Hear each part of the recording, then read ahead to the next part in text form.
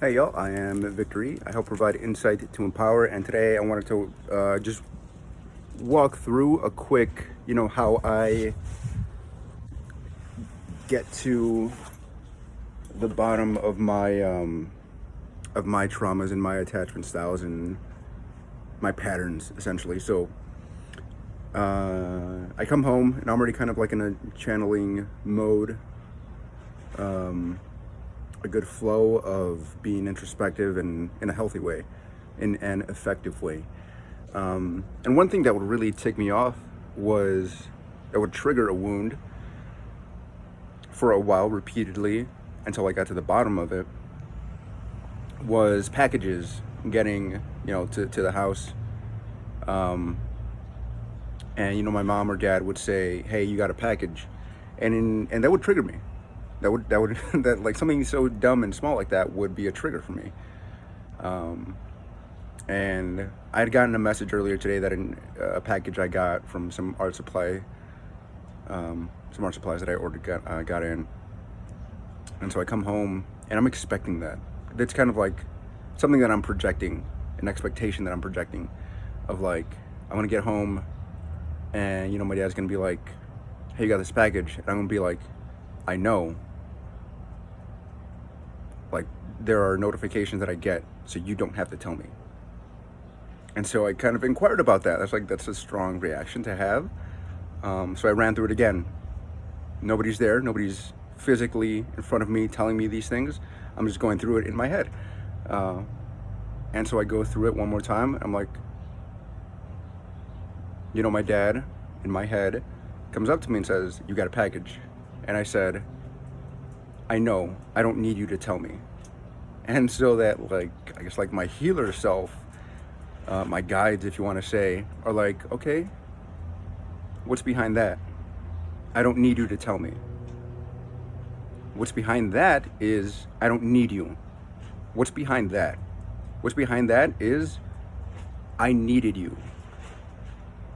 And what's behind that? I needed you and you weren't there, and this never got expressed.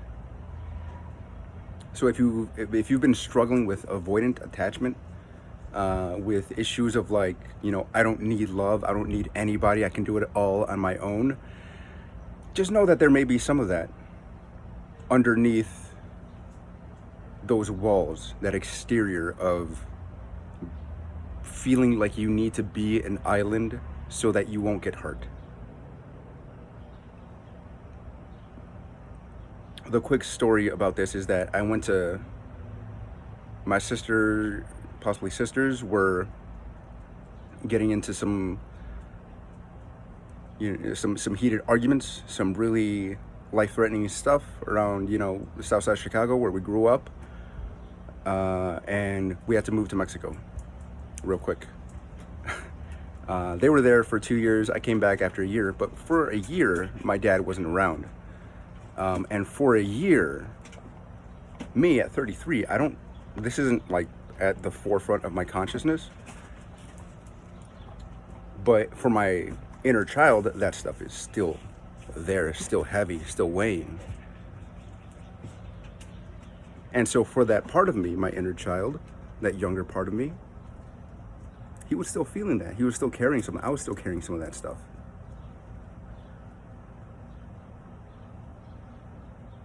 And the way it was playing out was in rejecting other people before they could reject me, self-abandoning, assuming that people weren't going to be there for me, or that, that they just, that I couldn't rely on anybody. And that really sucked, being, 5, 6 years old and already feeling like I couldn't rely on anyone. I had to rely on myself. Like I couldn't form that attachment or that connection with somebody else. So that's something that I get to work on now. But that's just like a really quick run through of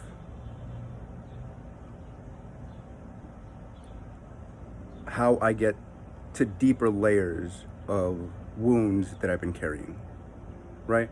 So there's the trigger, And it may take a few times, it may take a while, right? Because like that specific trigger with the packages has come up before.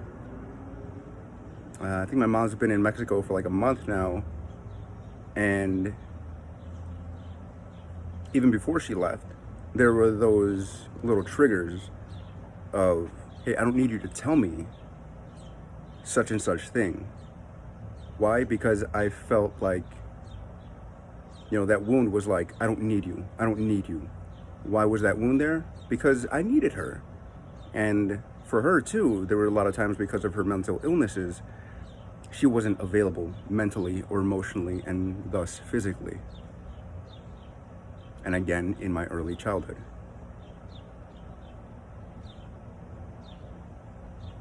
But we do need people. We need each other.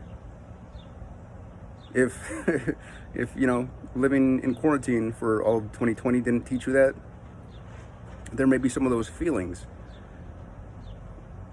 right under the surface. We need each other, and we need social circles. We need a tribe. We need, if you want to put numbers on it, 20 to 40 people. It's about the size of an average tribe. So what's in our DNA, in our ancestry, even in the military, that's how it would play out. There's like 20 to 40 guys in a platoon, but that's getting more tangential. But those numbers are used for those specific reasons because that's what works. Beyond that, it's too much for an individual.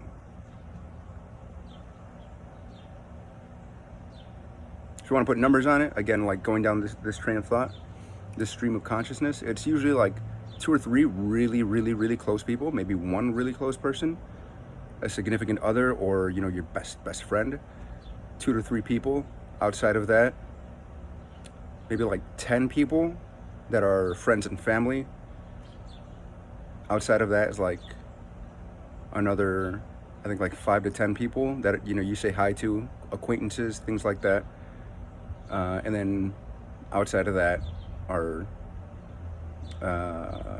maybe looser connections, very shallow, very superficial, very, not superficial in like a materialistic sense, but like there's little to no investment there, or no need for an investment there.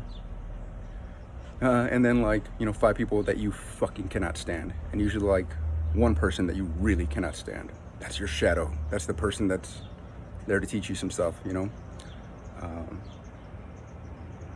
yeah, I wanted to share that to shed some light on the stuff below triggers.